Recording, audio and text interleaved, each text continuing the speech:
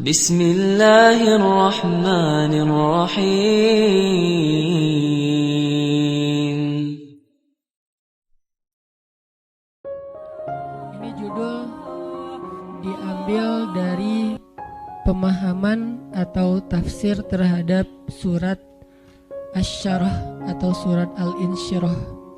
Karena memang seperti yang saya sampaikan pada pekan yang lalu dan beberapa pekan sebelumnya, kalau acara tongkrongan ilmu kita di Rabu malam akan coba kita bedah ayat-ayat atau surat-surat yang populer di masyarakat, dan itu kita coba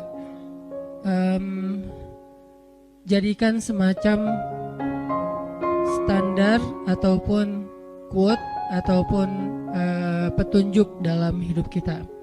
Nah, kalau sebelumnya kita membahas tentang surat Ad-Duha, surat yang bercerita tentang galau, sedih, ngerasa sendiri, terus motivasi untuk tetap berserah kepada Allah, bahwa Allah gak pernah ninggalin kita, dan seterusnya. Pada malam ini kita akan membahas tentang kelanjutan dari surat Ad-Duha, yaitu surat Al-Insyirah atau juga dikenal dengan surat Asy-Syarah. Judulnya memang agak sedikit bebas, yang jelas nanti temanya akan berkaitan dengan surat tersebut, tentang gimana caranya biar sesuatu yang bikin kita tadinya gak rela jadi rela. Gimana caranya kita rela seseorang yang dekatnya dengan kita tapi nikahnya sama orang lain.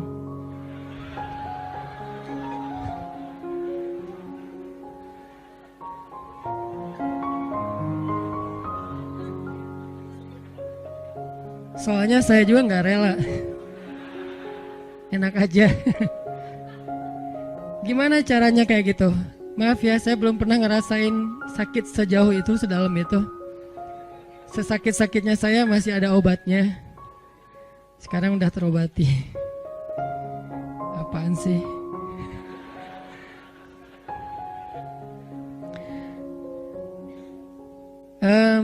Gimana caranya kita bisa rela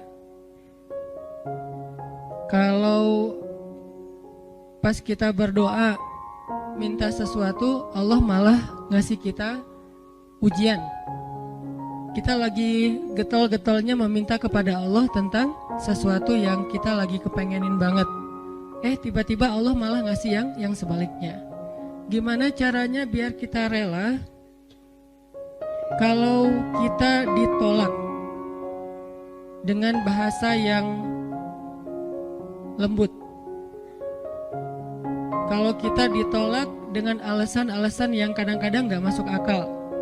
Kalau kita ditolak alasannya misalnya kayak kita kayaknya gak cocok, soalnya hitung-hitungannya gak dapet misalnya, atau karena mitos-mitos tertentu, atau orang tuanya kayak gak sreg gitu sama kita, padahal kita udah berjuang untuk caper-caperan habis-habisan, modalnya juga udah keluar banyak, tapi ditolak. Gimana caranya kita rela atau lega? Gimana biar kita lega? Ini ada nih. Kalau kita ke masjid pakai sendal eger, pulangnya nyeker. Siapa nih? Terus banyak yang jawabannya politik gitu, gak usah dibaca. Nah, gitu-gitu deh. Ada beberapa yang agak-agak unik, tapi yang paling unik yang tadi.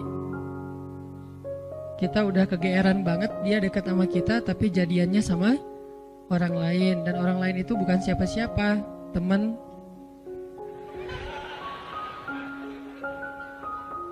Nah, itu jahat banget. Gimana caranya kita bisa rela?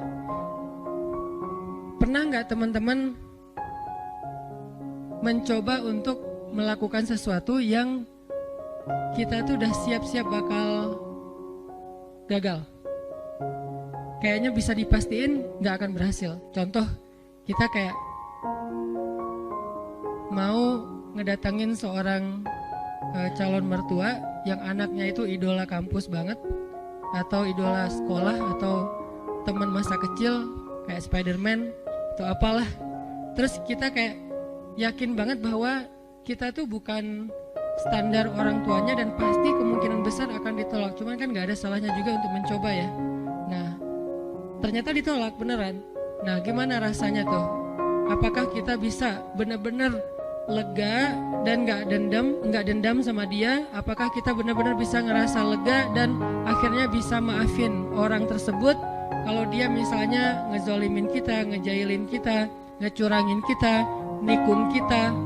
Yang terakhir agak berat sih, yang misalnya dia kayak memfitnah kita, ngomongin kita, mengkomen dengan hate di akun kita, meng-kick kita di grup atau nge-block kita di nomornya. Bisa nggak kita lega, kita rela, terutama kepada Allah Subhanahu Wa Taala? Karena ada orang yang mungkin sering nggak rela dengan perlakuan manusia, tapi dia masih berusaha untuk rela dengan ketentuan Allah. Yang parah tuh sampai ke Allah juga nggak rela. Dia nggak rela ketika Allah memberikan dia satu ketentuan. Bahkan nikmat pun kadang nggak rela. Dikasih nikmat sekian dia berharapnya lebih. Dikasih nikmat begini dia berharapnya begitu. Dikasih fisik yang ini dia berharapnya kayak gitu. Dan seterusnya. Kadang-kadang masalah rambut aja dia nggak rela. Belum lagi nanti masalah kulit. Belum lagi nanti masalah tinggi badan, masalah apa segala macam yang sifatnya emang takdir dia diciptakan kayak gitu. Beda dengan mungkin kalau yang masalah-masalah katakanlah misalnya kayak sesuatu yang sifatnya karena usaha kita kayak berat badan atau jerawatan atau apa, ini kan relatif ya. Tapi kalau emang udah takdirnya kayak gitu dia nggak rela. Termasuk dia nggak rela dengan ketentuan Allah, dia seorang laki-laki sehingga dia pengen jadi ya transgender gitulah, pengen jadi cewek, terus dia cewek pengen jadi cowok, terus dia bingung gitu, kok dua-duanya nggak enak ya, terus saya jadi apa gitu kan ya. Nah, ini nggak rela gitu kan. Nah, ini semuanya adalah tentang syarhus sadar, berlapang dada. Berlapang dada pertama yang paling penting adalah berlapang dada terhadap ketentuan Allah, yang kalau dalam bahasa fikihnya kadang disebut dengan istilah takdir. Disebut dengan istilah takdir, atau berlapang dada dengan sikap-sikap orang kepada kita. Seberapa besar lapang dada kita sehingga dada kita itu muat dengan kesalahan orang. Makin lapang, makin banyak kesalahan orang yang muat di dalam dada kita. Nggak sampai bikin kita nyesek. Jadi ada kesalahan masih lapang, nggak nyesekin kita. Jadi kita masih santai. Kan orang kalau lapang, sebutlah kita kayak di sebuah ruangan atau di mobil aja nih. Kebenaran mobilnya mobil city car yang memang dua row gitu, seatnya cuma 4 orang. Nah, kalau masuknya cuma kita driver nih, masuk 1 orang teman, kita merasa sempit nggak? Enggak. Atau kita jadi penumpang sama driver, masuk seorang teman masih biasa. Masuk yang ketiga jadi 4 orang sekarang masih biasa. Masuk yang kelima, yang keempat jadi 5 orang, mulai agak-agak gimana gitu, apalagi duduk di belakang kan ya. Nah, kebayang nggak kalau mobilnya bus? Kalau mobilnya city car yang mungkin cuman muat 4 orang nyamannya, terus diisi 5 orang, jadinya gimana? Nggak nyaman kan?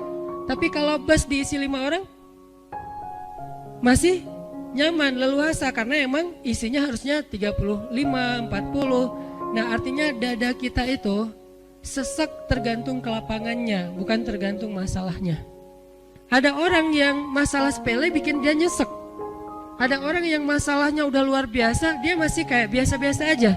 Kenapa? Bedanya bukan masalahnya, tapi yang membedakan itu adalah syarhus sadarnya, lapang dadanya. Ada orang ketika diomongin dengan satu komen negatif, hate yang masih wajar lah ya, cuman kayak misalnya bilang ria gitu doang, dia udah langsung rame gitu, udah langsung di replay, langsung terus dia kayak ngedebat gitu, langsung di blok, langsung dia kalau perlu akunnya juga ditutup, dia nggak mau pakai lagi Instagram, pundung gitu, pundung visosmed misalnya. Ini gara-gara apa? Gara-gara ada satu haters yang satu kata doang, ria, sombong. Ini artinya bukan masalahnya terlalu besar, tapi dadanya mungkin belum lapang. Dan itu juga berlaku kepada pasangan, berlaku kepada keluarga, berlaku kepada orang tua, berlaku kepada guru, berlaku kepada banyak urusan hidup kita. Kadang-kadang satu kata bikin kita nyesek. Tapi ada orang lain yang udah 1000 kata dan katanya semuanya bold, dia biasa-biasa aja. Kenapa? Mungkin 2 kemungkinan. Dia orangnya cuek orang yang nggak mau ngikutin kayak gitu-gitu, dan itu juga bisa jadi buah dari kelapangan dada, atau kemungkinan kedua adalah dia dadanya emang lapang, hatinya emang lapang. Sehingga salah satu yang kita selalu doain itu apa? Rabbi syrahli, malah sebelum yang lain-lain, Rabbi syrahli sadri. Inilah yang diminta oleh Nabi Musa ketika Nabi Musa diutus kepada Firaun. Allah berfirman di surat Toha, idhab ila Firaun innahu tagha. Pergilah kamu kepada Firaun, dia itu jahat banget. Tagha itu jahat banget. Tagha itu zalim banget. Tagha itu durhaka. Tagha itu sangat sombong. Tagha itu udah luar biasa kejahatannya. Bukan lagi orang yang kejahatannya masih wajar, udah di atas wajar, namanya tagha. Innahu tagha. Firaun itu luar biasa jahatnya. Apa kata-kata Musa? Musa nggak bilang ya Allah beri saya senjata. Karena kalau Musa minta senjata, Allah bakalan kasih senjata yang bisa ngalahin Firaun. Musa nggak bilang ya Allah kasih saya misalnya harta supaya saya bisa ngebeli semua kekayaan Firaun, kekuasaan Firaun saya bayarin aja lebih daripada Qarun. Malah yang diminta oleh Musa dalam misi yang sangat berat itu apa? Qala rabbi syrahli sadri. Itu pertama yang diminta sama Musa. Musa berdoa setelah Allah memberi dia perintah. Kata Musa, Rabbi syrahli sadri. Ya Allah lapangkan dada saya. Baru yang kedua, wa yassirli amri. Ya Allah mudahkan urusan saya. Jadi kalau dadanya udah lapang, maka urusannya jadi mudah.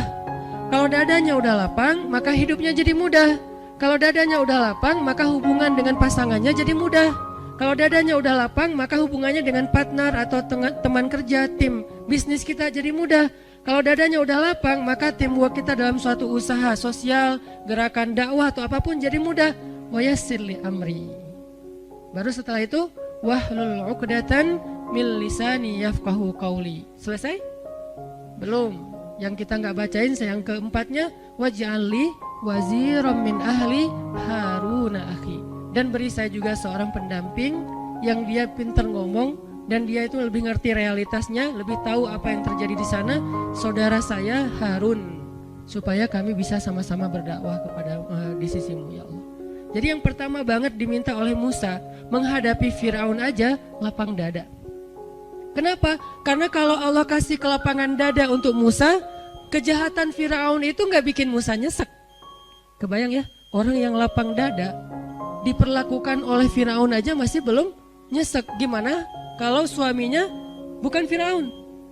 Kan banyak ibu-ibu atau istri-istri bertanya, Ustadz gimana menghadapi suami yang pemarah, suami yang galak, suami yang nggak setia, suami yang suami. Sekian banyak kesalahan suaminya. Lebih besar mana dengan kesalahan Firaun? Pastinya lebih besar Firaun. Dan kita nggak membandingkan suami dengan Firaun ya. Artinya emang ya jauh lah insya Allah. Ini bukan dalam masa dalam niat membandingkan. Tapi kalau kesalahan Firaun aja dengan kelapangan dada Musa tidak pundung, Musa tetap bisa bersabar, Musa tetap bisa menuntaskan misi dakwahnya, berarti lapang dada itu penting banget dalam hidup kita teman-teman. Sampai dengan kelapangan dada bisa menghadapi orang sekelas Firaun, berarti kan lapang dada itu penting banget ya.